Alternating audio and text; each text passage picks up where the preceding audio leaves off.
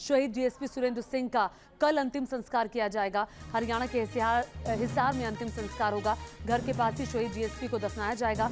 कल आपको बता दें कि खनन माफिया ने कुचलकर जान दे ली थी। बिश्नोई समाज के रीति रिवाज से उन्हें दफनाया जाएगा। शहीद डीएसपी सुरेंद्र सिंह का कल अंतिम संस्कार किया जाएगा। और डीएसपी सुरेंद्र सिंह के बारे में जानकारी ये है कि वो जल्दी रिटायर भी होने वाले थे और जो घटना हरियाणा में घटी उसके बाद तमाम सवाल खड़े हुए, क्योंकि अवैध खनन के लिए जो पूरा माफिया का सरगना जो गिरोह पूरा काम कर रहा था, उसी की तरफ से इस पूरी घटना को अंजाम दिया गया। ये नंबर प्लेट भी देख लीजिए, ये वही डंपर था जिससे डीएसपी को कुचला गया। आइए न्यूज नेशन संवाददाता रुमानुल्लाह खान की एक रिपोर्ट आपको दिखाते हैं।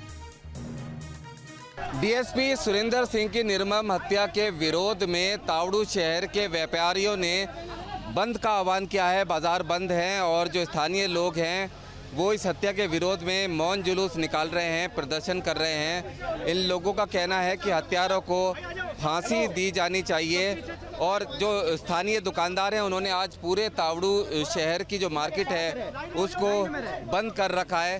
क्या वजह है आज जुलूस के, क्या मकसद है आपका, क्या मैसेज है? हमारा मैसेज ये है, अपराध को बिल्कुल हमारे यहाँ से ख़त्म करने का, मेवात से, नूंह डिस्ट्रिक्ट से, तावड़ू से, मेवात को यहाँ से अपराध की जड़ को बिल्कुल मिटाना है। चाहे उसमें अवैध हथियारों का कारोबार है, चाहे नशे का कारोबार है, चाहे खनन का कारोबार है, चाहे चोरी का कारोबार है। ये एक रोष है तावड़ू शहर के लिए जो कल निर्मम हत्या हुई है। उसके लिए हम सरकार से, प्रशासन से मांग करते हैं कि हमारे को जल्द से जल्द न्याय मिले और आरोपियों को कड़ी से कड़ी सजा मिले। बिल्कुल, ये स्थानीय लोग हैं, व्यापारी मंडल के लोग हैं।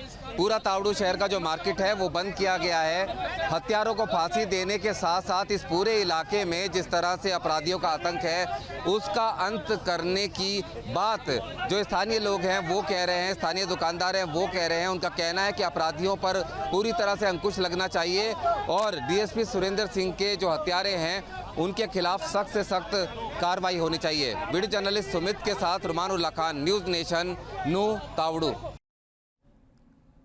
और देखिए, कल नूंह में हुई इस घटना ने पूरे देश को हिलाकर रख दिया। और जिस तरह से डीएसपी सुरेंद्र सिंह ने जब एक डंपर को रोकने का इशारा किया, उस डंपर वाले ने गाड़ी की स्पीड को बढ़ा करके सीधे सुरेंद्र सिंह पर चढ़ा दी। उनकी मौत हो गई और लगातार उनके घर पर मातम पसरा हुआ है। कुछ ही वक्त में वो रिटायर भी होने वाले थे। हमारे साथ हमारे दो सहयोगी इस वक्त जुड़ गए हैं। अभी आप रुमानुल्लाह खान की रिपोर्ट देख रहे थे, खुद रुमान हमारे साथ जुड़ गए हैं जहाँ ये पूरा खनन का काम होता है, वहाँ से रुमान जुड़े हुए हैं। और साथ ही हिसार में जहाँ पर डीएसपी सुरेंद्र सिंह का घर है, वहां से हमारे साथ विशाल ठाकुर जुड़ गए हैं। सबसे पहले रुमान, मैं आपके पास आना चाहूंगी। आपकी रिपोर्ट हम देख रहे थे, आज एक लगातार विरोध किया जा रहा है कि किस तरह से जो कानून व्यवस्था खराब हो गई है और जो इस तरह की घटनाएं हैं वो रुकनी चाहिए। कुल मिलाकर के अगर देश की बात की जाए तो 21 राज्यों में खनन का यह अवैध कारोबार होता है। इस तरह की कई घटनाएं हो चुकी हैं लेकिन खनन पर रोक नहीं लगी और इस तरह की घटनाओं को अंजाम देकर खनन माफिया कुछ टाइम के लिए रुक जाते हैं और फिर से वही गोरख धंधा शुरू हो जाता है। सुरेंद्र सिंह का ये जो मामला अब सामने आया है उसके बाद ये सब रुकना चाहिए, यही मांग की जा रही है इस वक्त।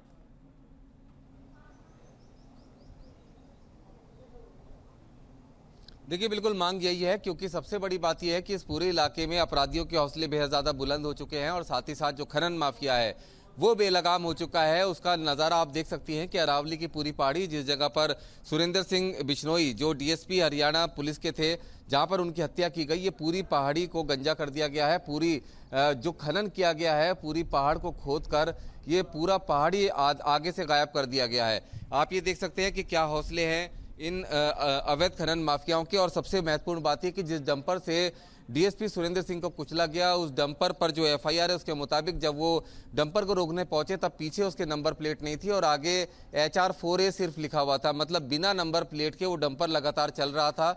और आखिर कैसे वो चल रहा था, क्या यहाँ तक आने से पहले कोई पुलिस चेक पोस्ट नहीं पड़ी होगी या उसके बाद जब वो भागा तब कोई पुलिस चेक पोस्ट नहीं पड़ी, तो आखिर जो ये अवैध खनन के डंपर हैं इनमें बिना नंबर प्लेट के कैसे चला देते हैं? ठीक है रुमान, हमें वही अरावली की पहाड़ियां दिखा रहे हैं जहां पर अवैध खनन लगातार किया जा रहा था और इसी अवैध खनन को रोकने के लिए डीएसपी सुरेंद्र सिंह भी पहुंचे हुए थे। मैं सीधे हिसार का रुख करती हूँ। रुमान, हमारे साथ विशाल ठाकुर लगातार हिसार से बने हुए हैं जो कि डीएसपी सुरेंद्र सिंह के घर पर इस वक्त मौजूद है। जाहिर तौर पर विशाल, इस वक्त सुरेंद्र सिंह के घर वालों पर दुखों का पहाड़ टूटा है, चूंकि बहुत जल्द वो रिटायर भी होने वाले थे। अभी कुछ ही वक्त उनकी नौकरी के बचे हुए थे। घर वालों का कैसा हाल है और क्या मांग की जा रही है?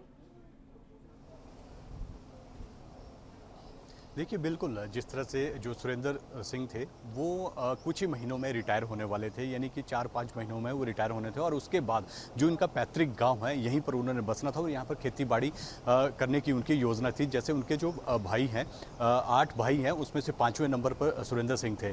तो रिटायरमेंट के बाद यहाँ पर उनके बसने का पूरा प्लान था और जिस तरह से उनका जो परिवार है वो कहीं ना कहीं सदमे है और साफ तौर पर चाहे उनकी धर्मपत्नी है या फिर बेटी या फिर भाई, वो साफ तौर पर कह रहे हैं कि जो जांच हरियाणा सरकार कर रही है वो तो ठीक है, लेकिन वो जुडिशियल इंक्वायरी की मांग कर रहे हैं, साथ ही सीबीआई से इस पूरे मामले की जो है वो सीबीआई जांच बात की कर रहे हैं। मांग परिवार वालों की तरफ से की जा रही है। हरियाणा सरकार जो जांच कर रही है वो ठीक है, परिवार वालों को कहना है। बहुत शुक्रिया विशाल आपका और साथी रुबान आपका भी जुड़ने के लिए बहुत बहुत शुक्रिया।